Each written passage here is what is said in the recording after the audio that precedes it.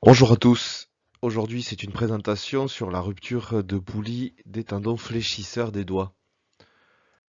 Le cas clinique concerne un homme de 35 ans qui, lors d'un effort de traction en falaise, ressent une violente douleur de la face palmaire du troisième doigt, avec un claquement audible par lui-même et audible par la personne qui l'assurait. Du coup, il ne peut plus tenir, il se jette. Le mécanisme de survenue était une prise arquée comme l'on voit sur l'image à droite. La douleur est extrême, l'impotence fonctionnelle est totale et il existe un œdème diffus du troisième doigt majeur. On voit le patient aux urgences. Comme je l'ai dit, la douleur est extrême, l'examen actif est impossible, la radiographie est normale et élimine toute fracture et on effectue une échographie. Sur l'échographie, telle que l'on voit dans l'image ici en dessous, on est d'abord surpris par une augmentation de la distance entre le tendon fléchisseur et la corticale osseuse de la deuxième phalange.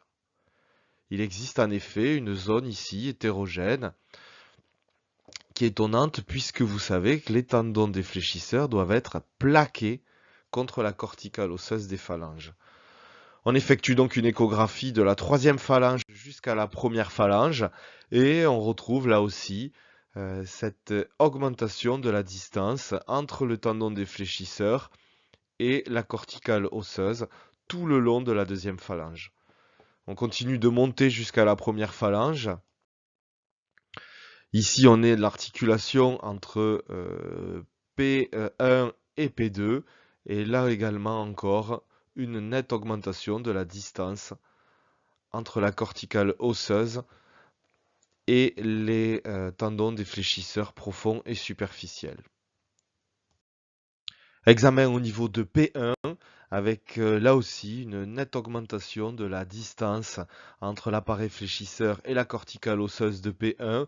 On voit ici l'ombre de la poulie A2, mais cette nette augmentation de la distance doit faire suspecter une rupture de poulie A2.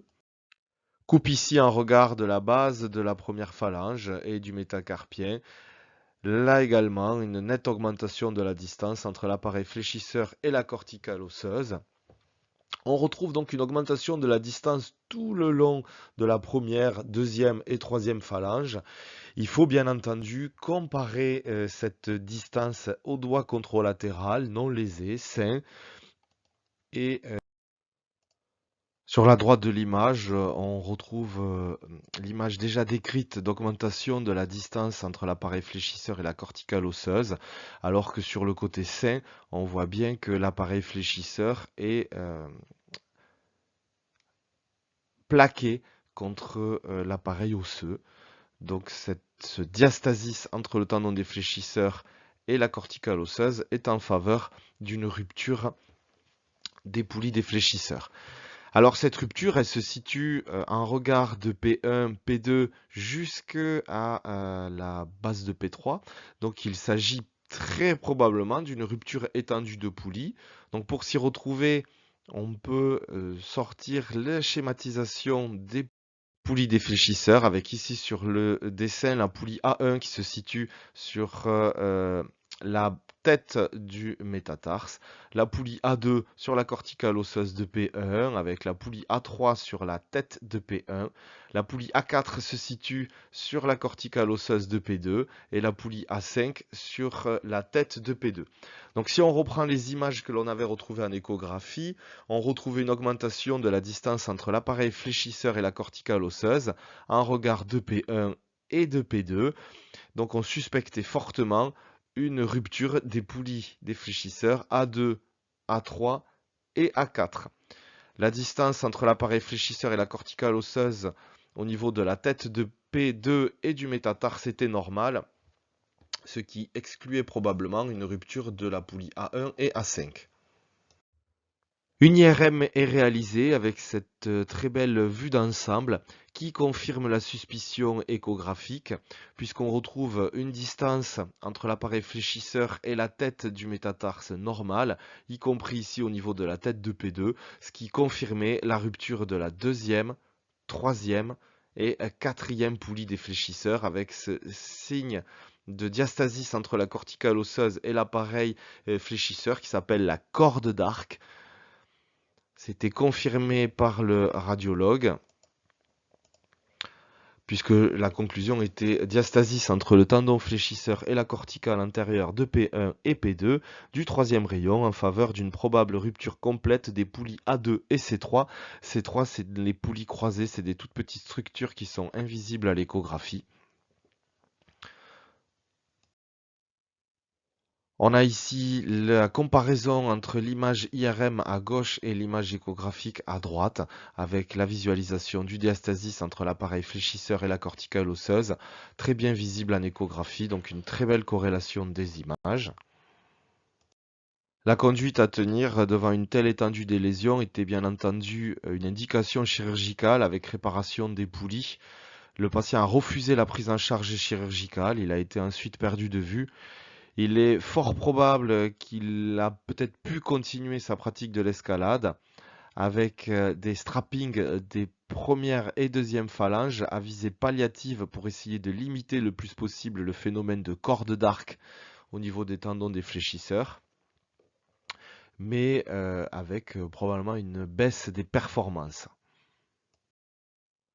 Pour parler des généralités sur les ruptures de poulies, elles surviennent préférentiellement lors des préhensions arquées avec une force d'arrachement majeure lors des prises arquées en escalade au niveau de l'interphalangienne proximale. Et cette position explique aussi la nette prédominance des lésions des poulies A2 et A3.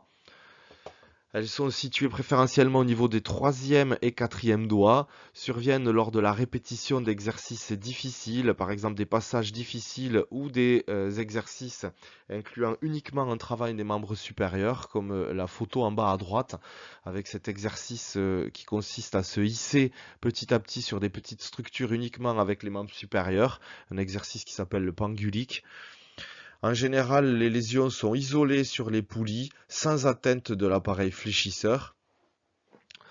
On retrouve en cas de rupture complète des poulies très fréquemment un claquement audible par le grimpeur et par l'entourage, apparemment un bruit qui serait très important. Cliniquement, on a une douleur majeure, un œdème des doigts, une impotence fonctionnelle et la rupture complète de la poulie est confirmée par la présence à l'examen clinique d'une corde d'arc. La corde d'arc correspond à la saillie sous la peau de l'appareil fléchisseur avec une nette augmentation de la distance vers la corticale osseuse, comme l'on voit ici sur la schématisation selon la lésion des poulies. Un arc ici important puisqu'il s'agit d'une lésion des poulies A2 et A3 et ici une lésion des poulies A3 et A4. Cette corde d'arc va donc confirmer la rupture complète de la poulie des fléchisseurs. On voit ici les rapports de force entre prise tendue et prise arquée. Une prise tendue a une contrainte sur la deuxième poulie de 65 newtons et sur la quatrième poulie de 56 newtons. Alors qu'en prise arquée, vous voyez que les contraintes sont maintenant de 200 newtons sur la poulie A2 et de 180 newtons sur la poulie A4, ce qui explique la nette prédominance de survenue des ruptures de poulie lors de la prise arquée.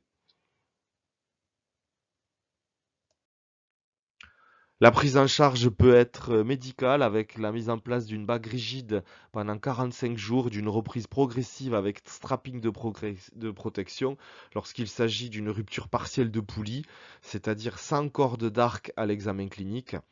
Dès qu'il y a une présence de corde d'arc à l'examen clinique, l'indication chirurgicale est posée avec un appareillage post-chirurgical comme sur l'image en bas, une rééducation longue et une reprise de l'escalade impossible avant 90 jours.